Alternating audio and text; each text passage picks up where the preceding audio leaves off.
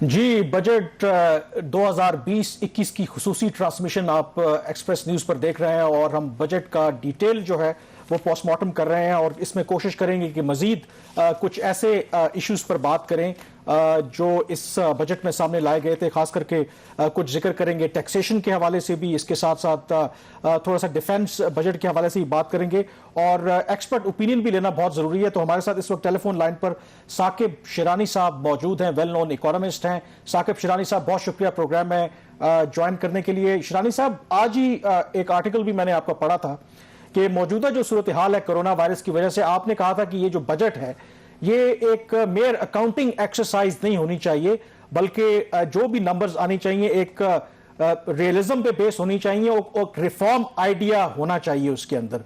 अब ये बजट आ गया, आपके सामने नंबर्स हैं, आपको लगता है कि ये बिल्कुल हकीकत पर मबनी गवर्नमेंट ने बजट बनाया है और इसके अंदर कोई वाकई ही रिलीफ है कोरोना वायरस से निकलने के लिए, या सिर्फ ये एक अकाउंटिंग एक्सरसाइज है?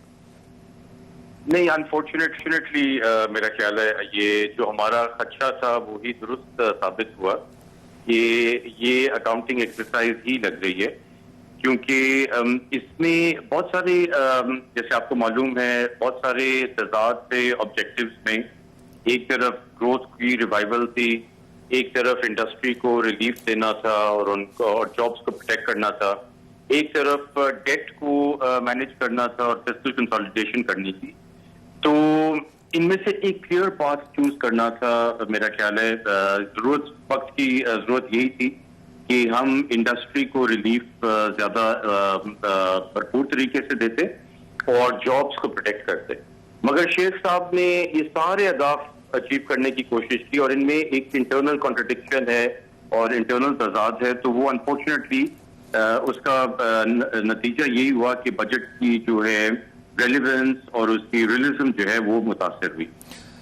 शिरानी साहब, मैं भी चूंकि इस प्रोग्राम के बाद मैंने स्टोरी भी फाइल करनी है, तो आपने मुझे स्टोरी के लिए भी एक दो जो अल्फाज हैं वो बड़े अच्छे दे दिए। इंटरनल कॉन्ट्राडिक्शन की आप बात कर रहे हैं।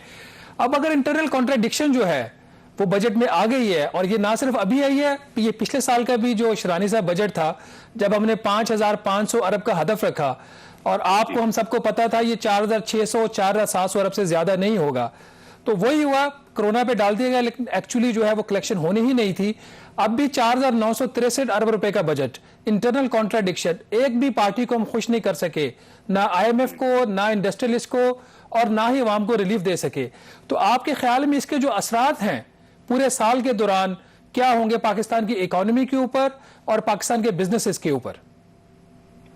देखिए, ये तो असरात तो यही होंगे कि आज रात से ही या कल सुबह से ही यह बजट जो है ये मीनिंगलेस है, ये इररिलेवेंट हो गया। तो बेहतर ये था मेरा ख्याल है इन हालात में कि फाइनेंस मिनिस्टर साहब को एक रोलिंग बजट पेश करना चाहिए था, क्योंकि इतनी अनसर्टेनिटी है। 12 महीने की तो दूर की बात है, हमें अगले 2 महीने 3 महीने का नहीं मालूम। तो बेहतर ये होता कि बजटिंग जो है हमारी रोलिंग बजट के हिसाब से होती, क्वार्टरली बेसिस के ऊपर, और क्या रेवेन्यूज हैं, मईशत कैसे रिस्पॉन्ड कर रही है, कोविड का क्या सिचुएशन है, उसके मुताबिक एक्सपेंडिचर प्लान जो है हम इवॉल्व करते हर 3 महीने। अच्छा शिरानी साहब, यहाँ पे कथा कलामी होती है ताकि लोगों को भी वाजे हो जाए। जो आप सजेस्ट कर रहे हैं कि ये पूरे साल के बजाय गवर्नमेंट को चाहिए था 3 माह 4 माह इस तरीके से अपना वो बजट प्लान करें, ताकि जो भी इवॉल्विंग सिचुएशन हो उसके मुताबिक अपने एक्सपेंडिचर्स को मैनेज किया जा सके, ये आप कह रहे हैं?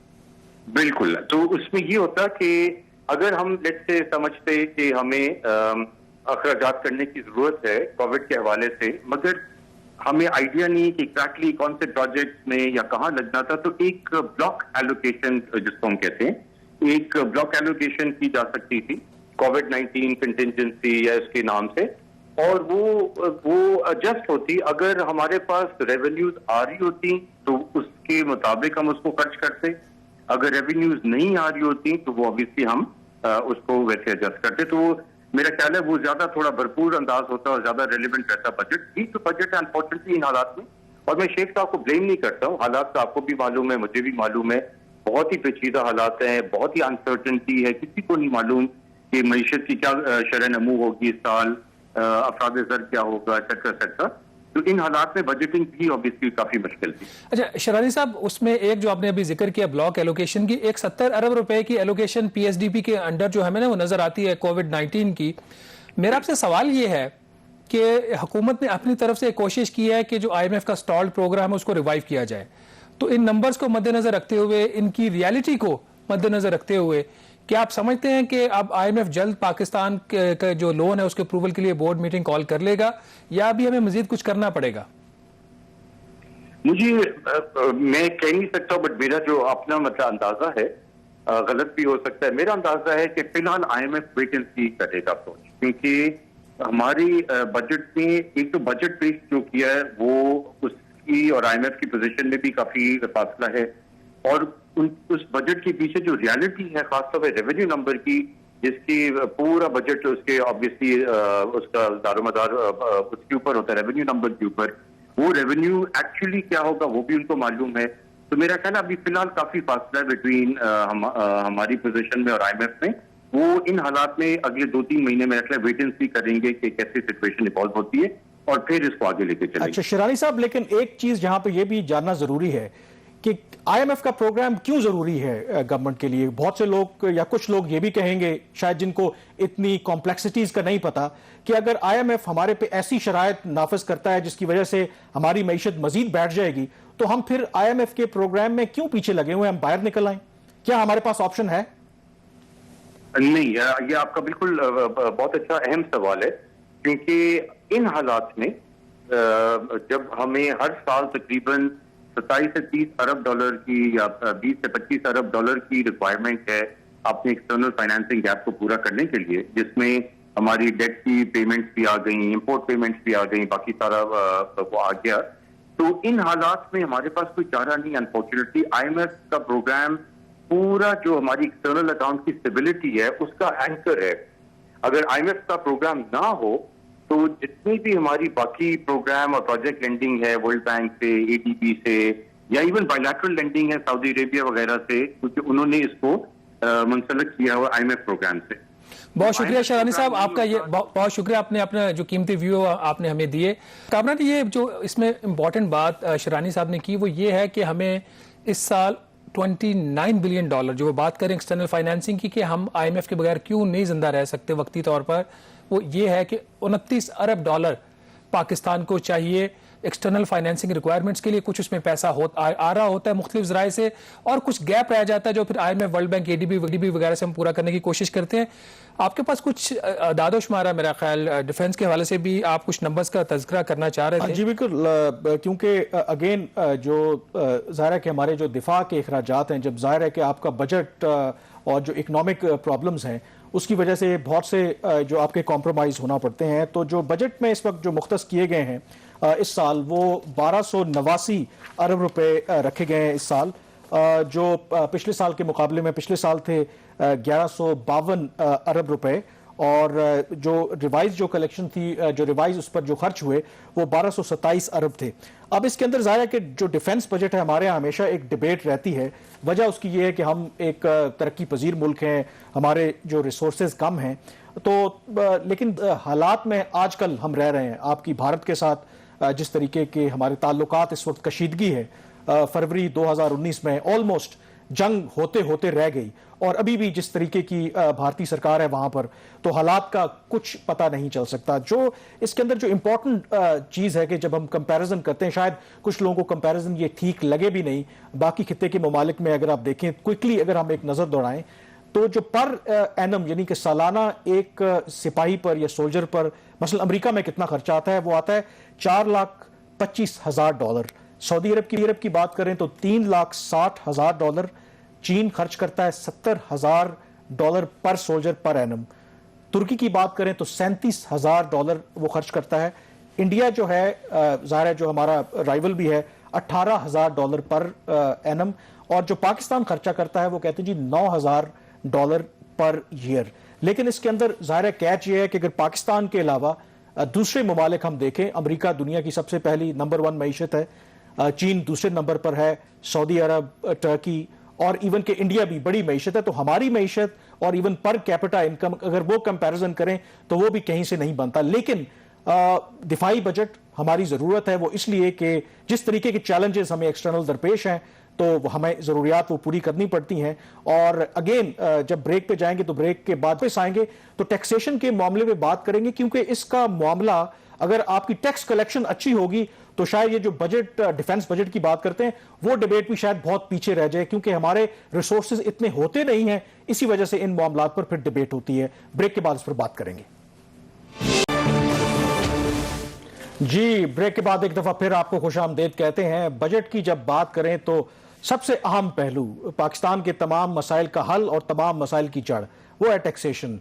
बरसों से ये रोना रोते आ रहे हैं। हर जब बजट पेश होता है हर हुकूमत ये दावा करती है कि वो कौन सी रिफॉर्म्स लेकर के आ रहे हैं ताकि बजट या टैक्स में और महसूलात में इजाफा किया जा सके ताकि हम अपने पाँव पे खड़े हो सकें। ज़ाहिर है कि ये गैर मामूली हालात हैं।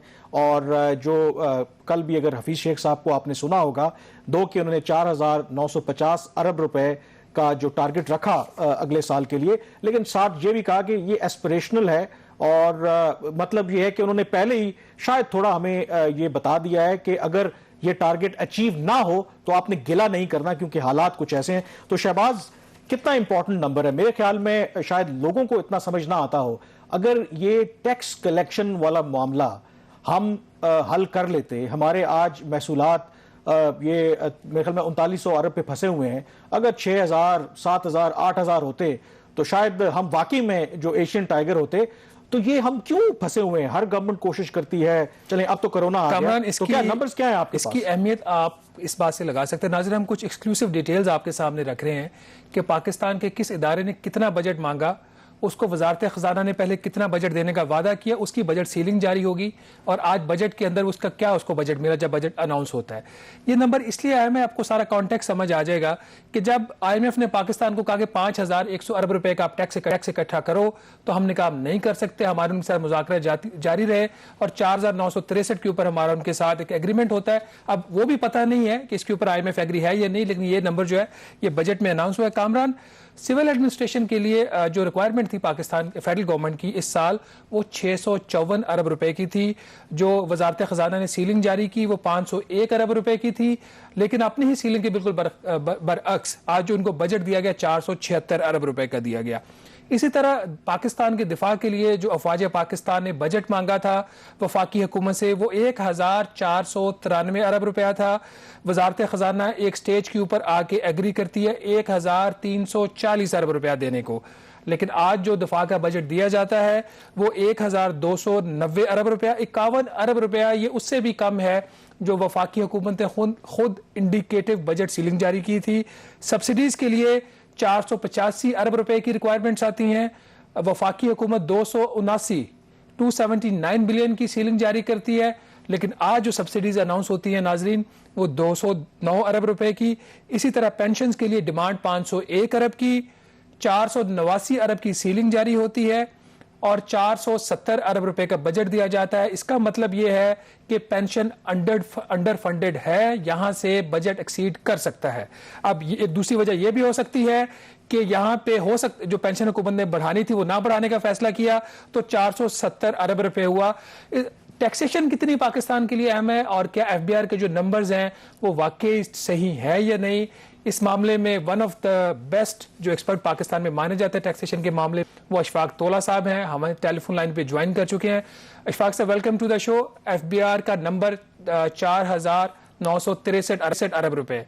Being an expert, being an insider of the FBR, आपके ख्याल में ये नंबर किस हद तक रियलिस्टिक है? Sir, being an outsider of the FBR, सलाम वालेकुम, मैं आपको और कामरान भाई को कहता हूँ, और being an outsider of FBR, not insider, तो मैं ये कहूंगा आपको कि तोला साहब फिर आपका दाखिला बंद हो जाएगा, देख लीजिएगा। तो अभी तो बंद ही है ना, अभी तो पुलिस भी बंद है, दाखिला भी बंद है, सब। अच्छा, चलिए। तो एक्चुअली देखिए 4963 अरब, मैं अभी किसी और टॉक शो में भी यही बात कर रहा था कि ये इसमें अगर आप थोड़ा सा राणा साहब देखेंगे ना तो आपको ये बड़ा वो लगेगा। अगर आप देखें तो पिछले साल का जो टारगेट था इसमें 2081 अरब था अपना डायरेक्ट टैक्स, और इस वक्त तो आप 2043 अरब। और 3,473 अरब का डायरेक्ट टैक्सेस का आपने 2,920 अरब इस वक्त बता रखा है, ठीक है जी। और कस्टम ड्यूटी 1,000 अरब की बजाय आपने 640 रखी है, तो बाकी सारे ऑलमोस्ट सेम आपने बराबर रखे। सेल्स टैक्स का अगर आप देख रहे हैं, फेडरल एक्साइज आप बिल्कुल बराबर रखा है, 100-200 अरब का। अच्छा, अब अगर मैं इसको देखता हूं इन सबको, तो मुझे पिछले साल वाली दास्तान हिस्ट्री रिपीटिंग नजर आ रही है कि जब हम 5550 की बातें करते थे और जब 5550 को जब हम जॉट डाउन करते थे, तो मुझे समझ नहीं पड़ रही होती थी कि मैं क्या कर रहा हूँ। और फिर मैं आपको फोन करता था कि यार मतलब क्या हो रहा है, तो मुझे समझ नहीं, फिर हम चेयरमैन साहब को फोन करते थे, शब्बर साहब को, यार ये कैसे हो गया। अब भी मुझे कुछ समझ नहीं पड़ी है, शायद आप मेरी रहनुमाई फरमा देंगे कि आप सबसे पहले तो आ जाए कि इस मरतबा कलेक्शन कितनी होगी। रियल कलेक्शन मेरे हिसाब से 3700 के करीब होगी, अगर मैं एडवांसेज और रिफंड, ये जो पेबल रिफंड से 3700 को अगर मैं 6.5 की आपकी इन्फ्लेशन टारगेटेड है और 2.1 की जीडीपी ग्रोथ, जो कि क्वेश्चनेबल है अभी, तो अगर मैं 7, 7.5 या 8% भी ले लूं अगर इसको मैं, तो 4,000 अरब पे मैं पहुंचता हूँ।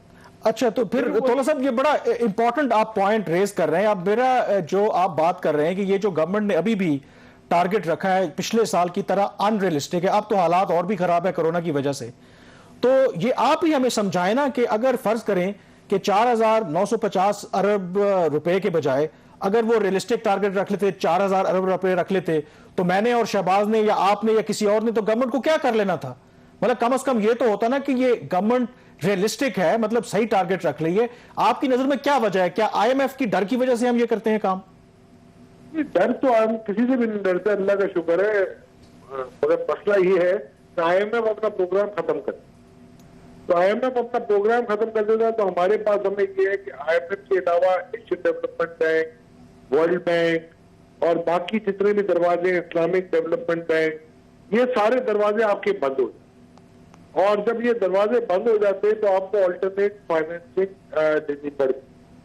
और अगर आप आज भी देखेंगे बजट डॉक्यूमेंट में, तो आपने देखा होगा एक्सटर्नल रिसीट के ऊपर एक है, एक तो इंटरनल रिसीट है, जिसको आपने कहा है कि जी 1.4 ट्रिलियन आप देंगे लोकल कर्जे आप बोरो करेंगे, जिसको आप इंटरनल रिसीट। एक्सटर्नल रिसीट में नेट रिसीट आप दिखाते हैं 800+ बिलियन, ठीक है जी। इन दोनों को अगर आप देखेंगे तो आप IMF की भी इन्होंने ऐड की 150 बिलियन के करीब, और बाकी इन्होंने कहा कमर्शियल बैंकों से लोन देंगे या कमर्शियल टर्म्स पे और भी कर्जे हम दे सकते हैं, वो 600 बिलियन। अच्छा, तोला साहब आपका नंबर कितना है? 4,963 के मुकाबले में कितना आप एक्सपेक्ट कर रहे हैं कलेक्शन? 4,200 मैक्सिमम। तोला साहब डराने वाली बातें क्यों कर रहे हैं? हमने मुल्क भी चलाना है, क्या बात कर रहे हैं आप क्यों डरा रहे हैं सबको? हमने मिलकर चलाने, डराने वाली बात नहीं है, मैं आपको जो बता रहा हूँ रियलिस्टिक। लास्ट टाइम पे मैंने यही आपको बात की थी। अच्छा, लेकिन अशफाक तोला साहब, मुझे बड़ी अच्छी तरह से याद है, आप 2-3 माह पहले भी हमारे प्रोग्राम में आए थे और आपने ये जिक्र किया था कि अगर मुझे मौका मिले तो मैं यही जो कलेक्शन है वो 6,000 अरब तक लेके जा सकता हूं। तो आप गवर्नमेंट को कभी कभी एडवाइस भी करते हैं, तो वो जो आपके पास जादू की छड़ी है वो क्यों नहीं बताते? 6,000 ना सही चले, 5,000 ही सही, तो वो किस तरीके से आप इकट्ठा करेंगे?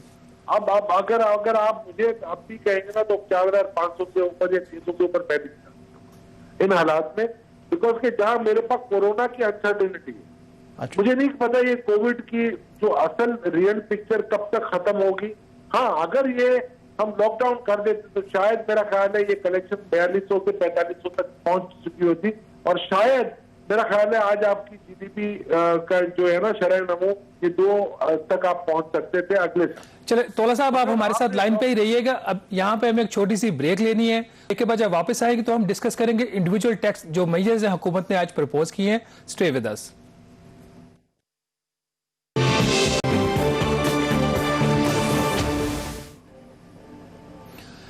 जी नाज़रीन, प्रोग्राम द रिव्यू में एक दफ़ा फिर खुश आमदीद। डिस्कशन हमारी इस वक्त हो रही है टैक्सेशन प्रपोजल्स के ऊपर जो हुकूमत ने आज अनाउंस किए हैं, जिसकी अभी नेशनल असम्बली से मंजूरी होना बाकी है।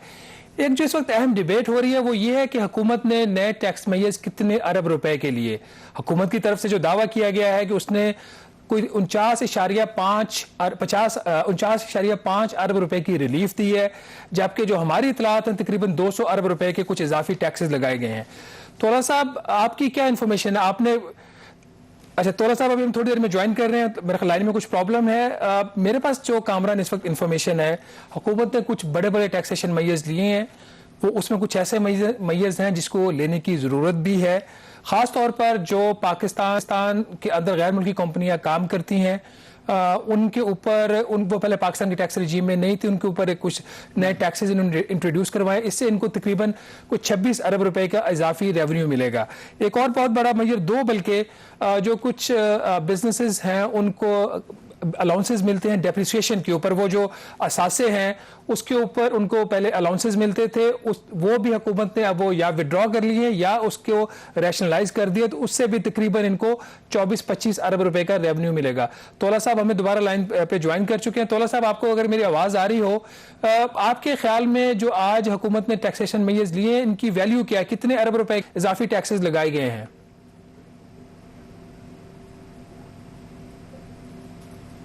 मेरे ख्याल में तोला साहब से अभी हमारा राब्ता नहीं हो रहा, तो प्रोड्यूसर साहब तोला साहब से चेक करें। तो बिल्कुल आप ठीक कह रहे हैं कि लेकिन मुझे बात समझ नहीं आई शहबाज के, क्योंकि हमाद अजहर साहब ने जो असेंबली में तकरीर की उसमें तो कहा कि जी ये टैक्स फ्री बजट है, रिलीफ बजट है, लेकिन आप जो बात कर रहे हैं वो बिल्कुल मुख्तलिफ बात कर रहे हैं कि ये जो नए टैक्सेस लगाने की भी बात कर रहे हैं।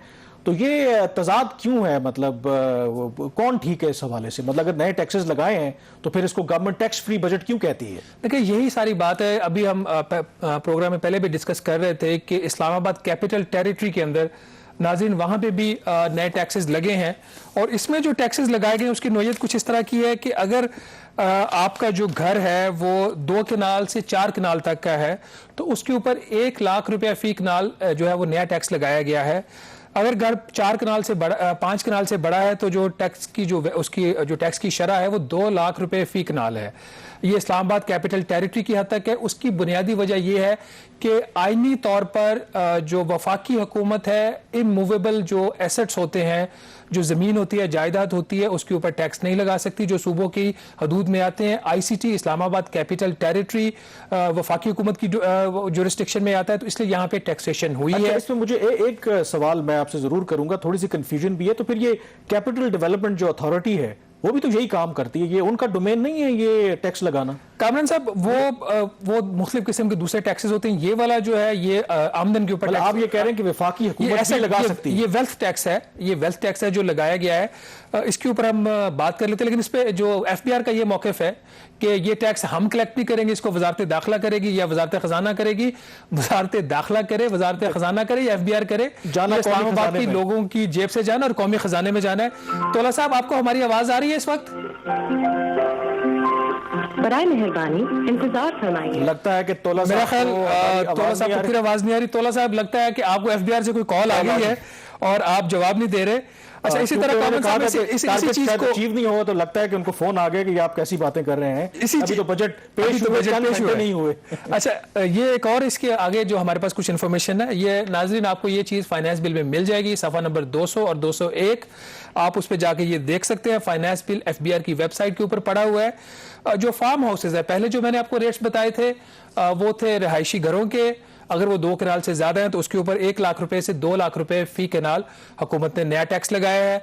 जो फार्म हाउसेज हैं इस्लामाबाद में काफी ज्यादा हैं, आपको याद होगा किसी दौर में फार्म हाउसेज का केस भी सुप्रीम कोर्ट में चलता रहा है। उसके ऊपर अगर फार्म हाउस मुख्तलिफ कैटेगरीज है जिसके ऊपर 25 रुपए फी स्क्वायर फीट से लेकर कोई 80 रुपए फी स्क्वायर फीट जो है वो सालाना टैक्स लगाया गया है। तो मेरे ख्याल में शहबाज जो आप बात कह रहे हैं, मुझे तो कम इसमें कबात लगती नहीं, क्योंकि हमारे यहाँ टैक्सेशन का और भी बहुत बड़ा मसला है ना कि इनडायरेक्ट टैक्सेशन है। हम हमेशा से कहते हैं कि जो मालदार लोग हैं, अब आप भी इस्लामाबाद में रहते हैं, मैं भी इस्लामाबाद में रहता हूँ, तो आपको पता है कि 5 मरले का जो घर है उसकी क्या वैल्यू है। और अगर आप ये 2 कनाल के घर या फार्म हाउसेस की बात कर रहे हैं तो आप तसव्वुर कर सकते हैं कि उनकी लागत क्या होगी। तो यकीनन वो लोग काफी मालदार होंगे। तोला साहब का मूड बदल गया है, तो तोला साहब मेरा लाइन पे आ गए। तोला साहब, आपको आवाज आ रही है हमारी? आ रही है राणा साहब। तो नहीं लगता है ये तोला साहब का मसला नहीं है, हमारे प्रोड्यूसर का मसला है, वो शायद अभी तक। तोला साहब, आपको आवाज आ रही है? जी आ रही है राणा साहब। अच्छा जी अभी तोला साहब आपको हमने बड़ा मिस किया पिछले 5 मिनट में। हमने कहा शायद आपको एफबीआर से कही है कि बड़ी सख्त बातें आप कर रहे हैं। अच्छा ये बताइए कि आज जो हुकूमत ने नए टैक्सेशन के मय्यज अनाउंस किए हैं, आपके ख्याल में इससे हुकूमत को कितना इजाफी रेवेन्यू मिलेगा? कुछ आपने इब्तदाई कैलकुलेशंस की हैं इसकी? मैं समझ से ही कासिर हूँ कि ये जो कर रहे हैं, वैसे एक समरी बनती है कैबिनेट की, आपको पता है, तो वो मेरे सामने नहीं है। मुझे लग रहा है जो इन्होंने किए हैं उससे कोई अंदाजन मेरे ख्याल है 40-50 अरब से ज्यादा नहीं निकलने चाहिए अंडर द सर्कमस्टेंसेस और इकोनॉमी के। मैं अभी ये कैलकुलेशन लाना साहब कर रहा था, और अगर मैं ये देखूं कि जीरो सम बजट बनना चाहिए और अगर डेफिसिट ना हो तो 11,300 बिलियन की फर्दर रेवेन्यू हमें एफबीआर से चाहिए। 11,300 अरब की रेवेन्यू अगर एफबीआर आपको दे दे तो जाके सूबों को आप दे सकें। क्या कहा तोला साहब, कितने अरब के हमें इजाफी रेवेन्यू चाहिए मय्यर्स? 6400 अरब की एडिशनल रेवेन्यू चाहिए आपको, ताकि आप बजट डेफिसिट को जीरो कर सके। उसमें भी आपकी कंडीशन यही है कि जो आपके बजट है, जो आपका खसारा है ना, इसको अगर मैं देखूं और अगर सूबों का शेयर निकाल दूं तो मुझे लग रहा है 6400 अरब और मजीद, यानी 4,900 तो आप कह रहे हैं, जो IMF कह रहा है कि आप कर लें, या 5,100 जो कह रहे हैं। इसके अलावा 6400 अरब अगर मैं और करता हूं ना तो जाके कहीं मैं जीरो सम बजटिंग पे आ सकता हूं। तो आप खुद अंदाजा लगाएं कि दिल्ली बहुत दूर है अभी। मगर सवाल पता ये पैदा होता है कि आप, राना साहब आप भी फॉलो करते हैं, कामरान भी हमारे फॉलो करते हैं, आप मुझे बताएं, टैक्स रिफॉर्म्स की रिपोर्ट पड़ी हुई है, लाल फीता इस पे सवार हुआ है। जब तक आप रिफॉर्म्स नहीं लाएंगे, जब तक आप एफबीआर को मॉडर्नाइज नहीं करेंगे, जब तक आप जो ह्यूमन कॉन्टैक्ट है उसको मिनिमाइज नहीं करेंगे, तो आप इस किस्म के टारगेट को अचीव ही नहीं कर सकते। देखिए ना, पिछले साल तो कोई कोरोना नहीं था ना तोला साहब, लेकिन ये हम काम कब करेंगे? ये तो रोना हम बहुत अरसे से रो रहे हैं, मतलब 30-40 साल से जो भी इस मुल्क में लीडर आया वो हमेशा यही रोना रोता रहा कि हम टैक्स के निजाम को बेहतर करना है। ये गवर्नमेंट आई, इन्होंने भी यही कहा, शबर जैदी साहब को भी लेकर के आए, लेकिन कामयाब नहीं हो पाया।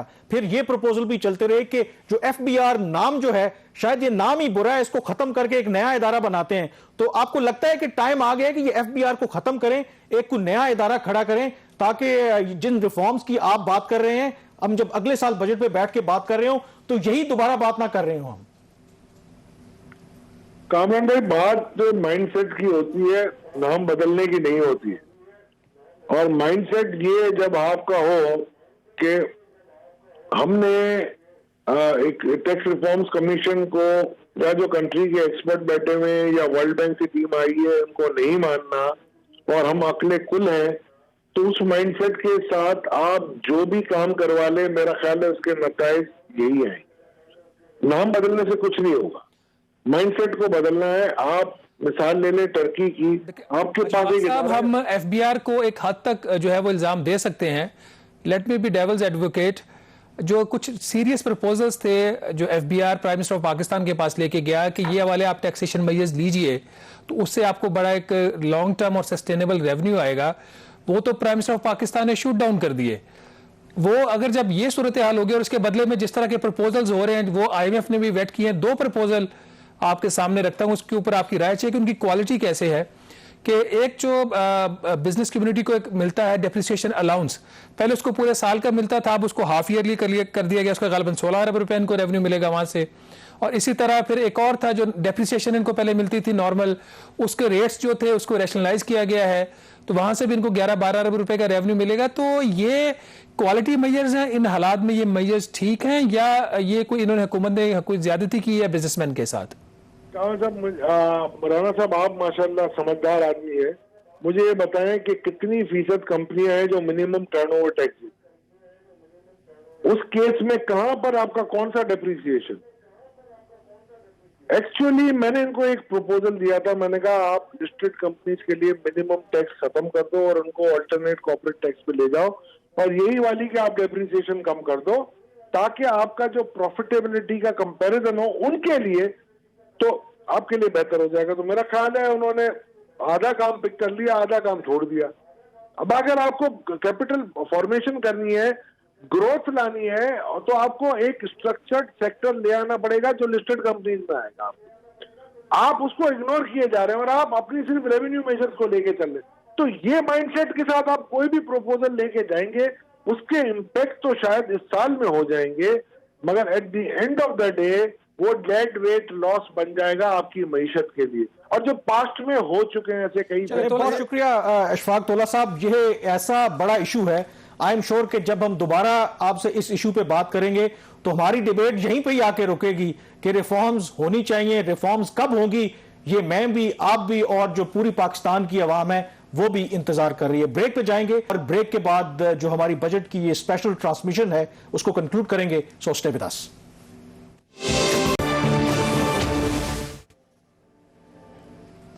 जी, प्रोग्राम द रिव्यू में एक दफा फिर खुश आमदेद। जिक्र कर रहे हैं हम विफाकी बजट 2020-21 के हवाले से। अभी तक मुख्तलिफ मामलात पर हमने ज़ाहिर है बात की है और अभी भी ज़ाहिर है कि कंक्लूडिंग उस सेशन की तरफ हम जा रहे हैं। तो शहबाज के पास अभी भी कुछ ऐसे आदादो शुमार मौजूद हैं जो शायद आपकी इंटरेस्ट के लिए हों, क्योंकि जैसे प्रोग्राम के स्टार्ट में कहा था कि ये जो बजट है ये आदादो शुमार का एक बहुत बड़ा गोरख धंधा है। आम आदमी की लाइफ में फर्क पड़ता है या नहीं पड़ता, लेकिन जाहिर है आदादो शुमार हमने आपके साथ शेयर करने हैं कि गवर्नमेंट इन आदादो शुमार के साथ क्या करती है। तो शहबाज, क्या कुछ है जाने से पहले आपके पास आदादो शुमार की अगर बात करें तो? कामरान, जहां से हमने सारी डिबेट शुरू की थी कि जब हुकूमत बजट लेके आती है तो उसके पीछे कोई फिलोसफी होती है, उसका कोई मकसद होता है। उस सारी एक्सरसाइज का एफबीआर के लोग, फाइनेंस मिनिस्ट्री के लोग, वो कई हफ्तों से इसके ऊपर टाइम लगाते हैं। At the end of the day numbers जो हैं वो इररेलेवेंट हो जाते हैं, इतनी फास्ट आपकी चेंजेस होती हैं। और दूसरा इसमें एक प्रॉब्लम ये आता है कि जब बजट मेकर्स जो होते हैं उनको बहुत सारी चीज़ों का या तो अंदाज़ा नहीं होता या फिर वो जानबूझकर चीज़ें जो हैं वो छुपाते हैं। नाज़रीन, कुछ हम आदादोशुमार आपके सामने रखने से पहले एक बात मैं भी यहाँ पे कहूँगा, और इंशाल्लाह जब जिंदगी रही तो अगले साल जब आपसे बात होगी बजट के ऊपर तो आप ये चीज़ ज़रूर उस वक्त निकाल के देखिएगा कि ये जो 4,963 अरब रुपए का टैक्स कलेक्शन का हदफ है, ये तोला साहब तो 4,200 अरब गालिबन कह रहे थे, एफबीआर वाले खुद इसको इंटरनली 4,400 या 4,500 अरब कह रहे हैं। तो अगर इंटरनली आपने 45 अरब रुपए का, आपको पता है आपने इससे ज़्यादा इकट्ठा नहीं करना, तो इतना सारा कुछ ड्रामा करने की ज़रूरत क्या है। बजट के नंबर्स के ऊपर अगर आप देखते हैं तो इसमें कुछ अहम चीज़ें हैं। इस साल का जो ओवरऑल जो बजट खसारा का हदफ है वो 7% है पाकिस्तान की इकॉनमी का। इसका मतलब यह है कि हुकूमत को गालिबन 3,200 अरब रुपए के इजाफी कर्जा लेने पड़ेंगे। ये इसके बावजूद है कि हमने जो एफबीआर का टारगेट है उसको इन्फ्लेट किया है। जितना एफबीआर के टारगेट में शॉर्टफॉल आएगा उतना ही इधर से या आपको कर्जा और लेना पड़ेगा या आपको आज से 3-4 माह बाद एक और मिनी बजट लेना पड़ेगा।